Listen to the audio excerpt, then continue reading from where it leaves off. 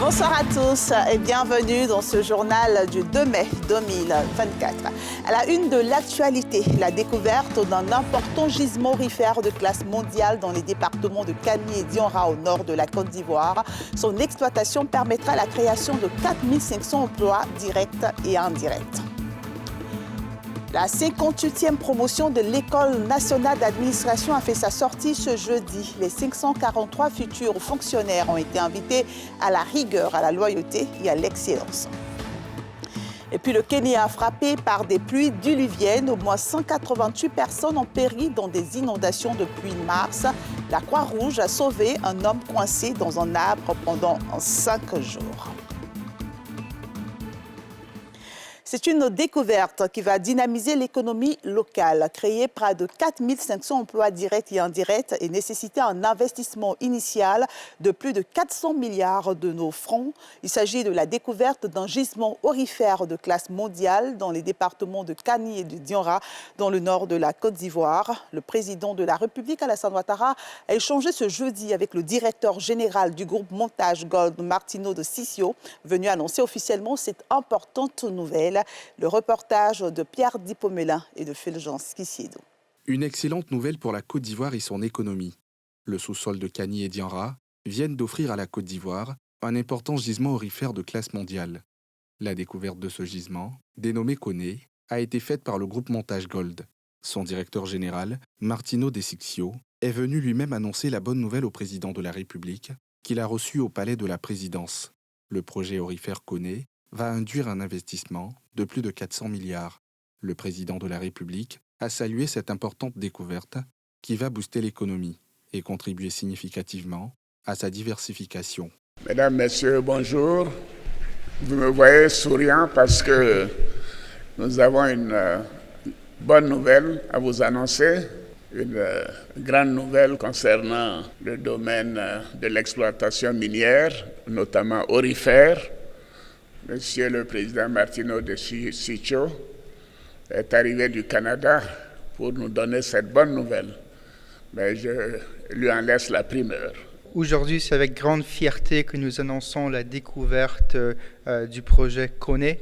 Ce sont 5 millions d'onces avec un potentiel de production de 300 000 onces par an. En termes d'usine, on part de 11 millions de tonnes par an, qui serait de loin la plus grande usine en Côte d'Ivoire et la troisième plus grande usine dans la sous-région. Ça nécessitera des investissements de 400 milliards de francs de CFA. Avec le groupe Montage, notre ambition est d'en faire un grand groupe africain, commençant par la Côte d'Ivoire.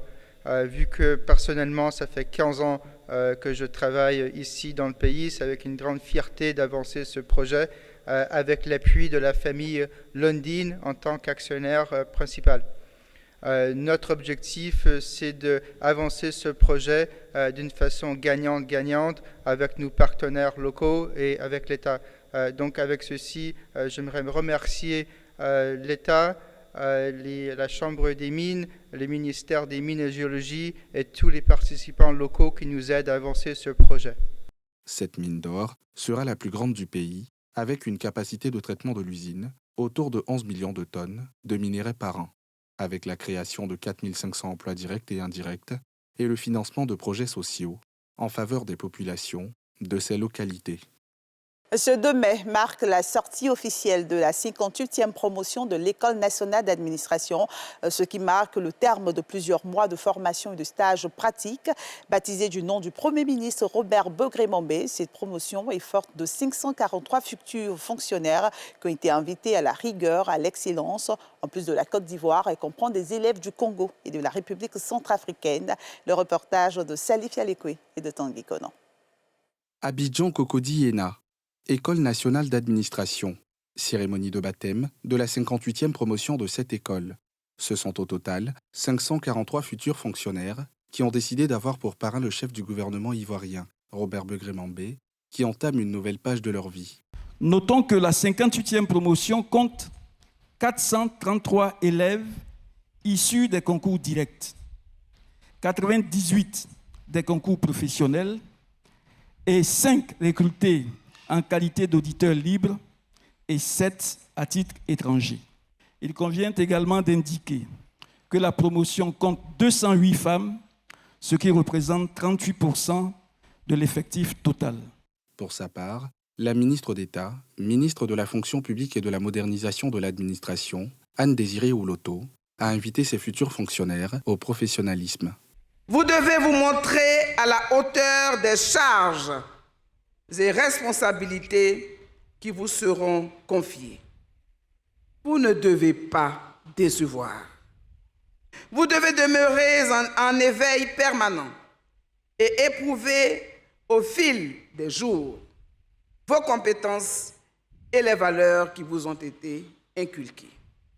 Dans la même veine, le Premier ministre parrain de la promotion a exhorté ses filleuls au travail et à être des modèles au quotidien.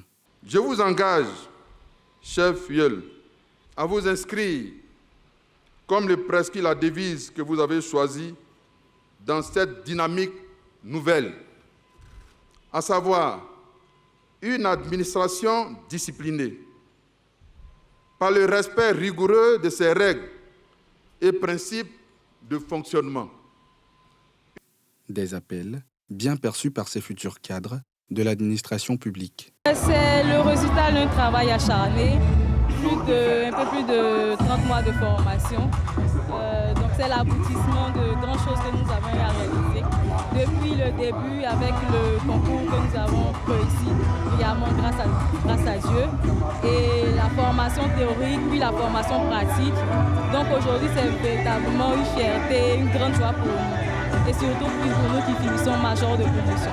Les connaissances acquises ici à l'école, il faudra les traduire en actes dans l'administration ivoirienne. Après des moments intenses d'études et de concentration, on peut s'offrir des moments de réjouissance, entouré de la famille.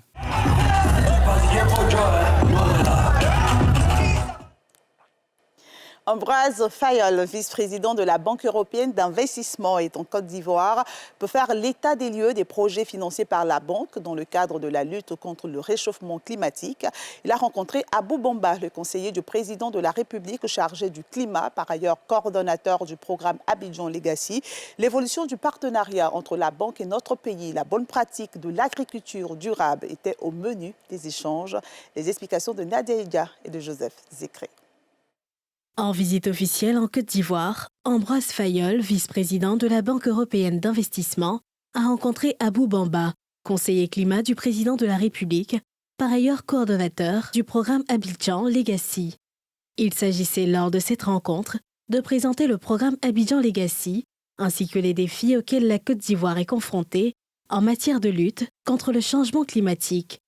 Des avancées sont à noter selon le représentant du président de la République. Les chiffres que nous avons montrent nettement que nous avons quasiment stoppé la progression de la déforestation et qu'on est à plus de 20-26% à peu près de ce qu'on aurait dû faire. Donc franchement, je pense que nous sommes sur la bonne voie en matière de lutte contre la déforestation et puis l'exploitation abusive et illégale des espaces forestiers. Au cours de cette rencontre, la Banque européenne a rappelé son appui à la Côte d'Ivoire. Sur ces 10 milliards de CFA, il y a 1,5 milliard qui ont déjà été décidés pour 26 coopératives agricoles, principalement du côté de San Pedro, pour l'essentiel dans le domaine du cacao, mais aussi dans le domaine de l'EVA.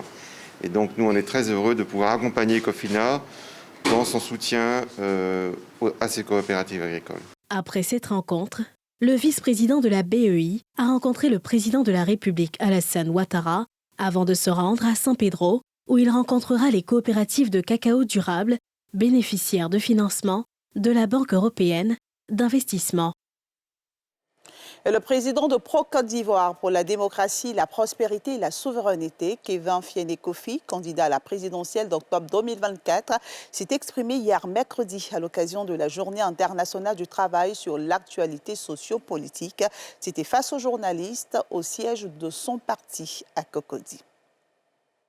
Kevin Fiene-Kofi, président de Pro-Côte d'Ivoire pour la démocratie, la prospérité et la souveraineté, s'est dressé contre la cherté de la vie, notamment au niveau du logement et de l'électricité. Le 1er mai, consacré à la Journée internationale du travail, a été l'occasion pour le futur candidat aux élections présidentielles de donner de la voix au siège de son parti.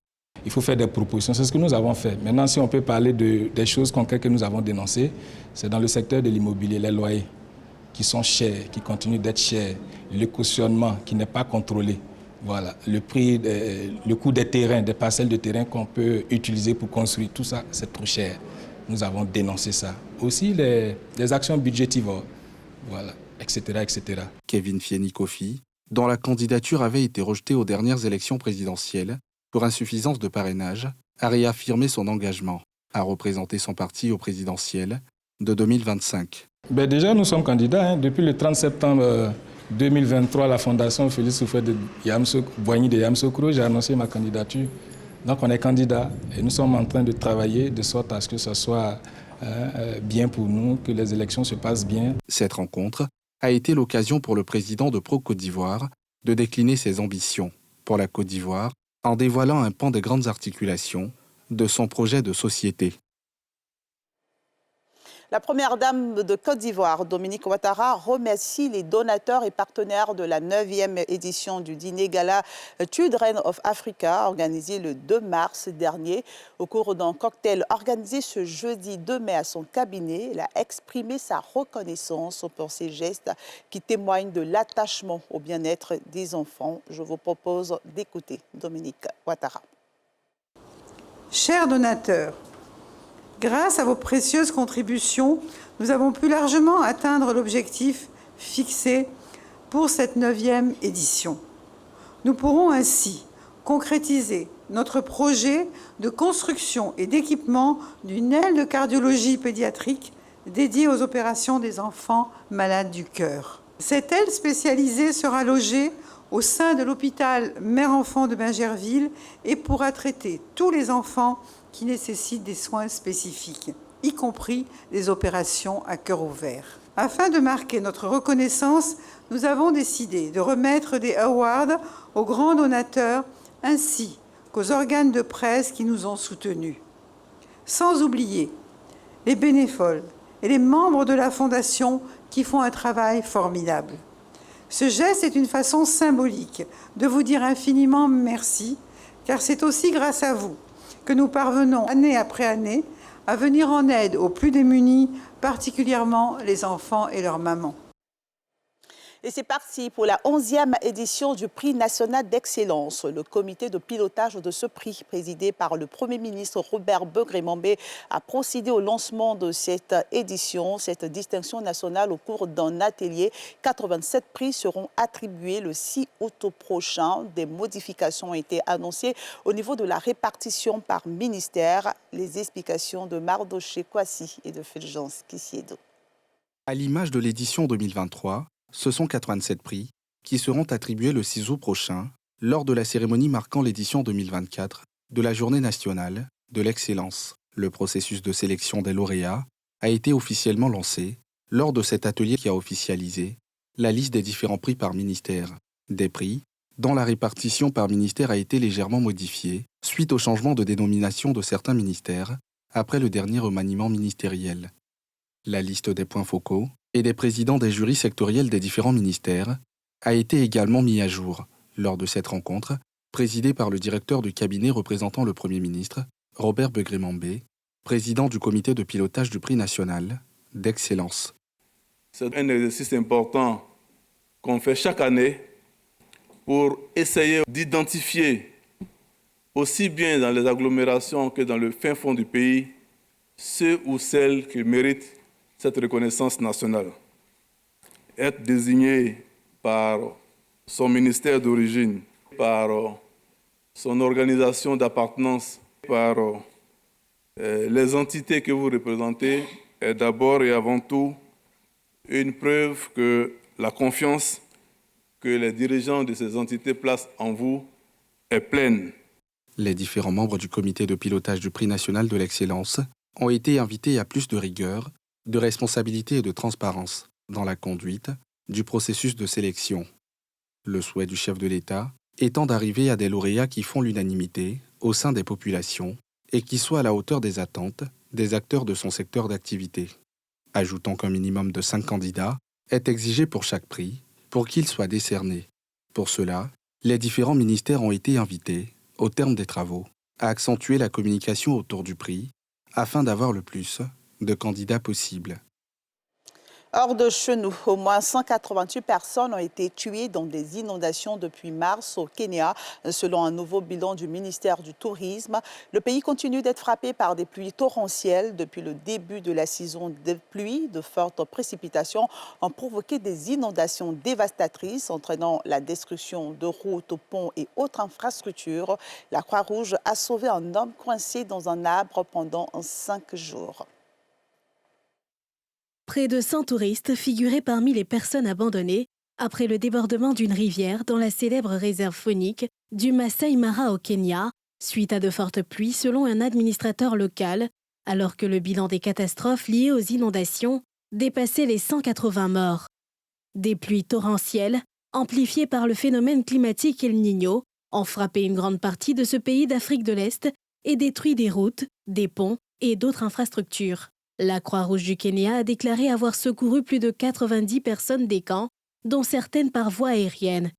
Le tourisme, aux côtés de l'agriculture et des envois de fonds de la diaspora, sont les principales sources de devises du Kenya.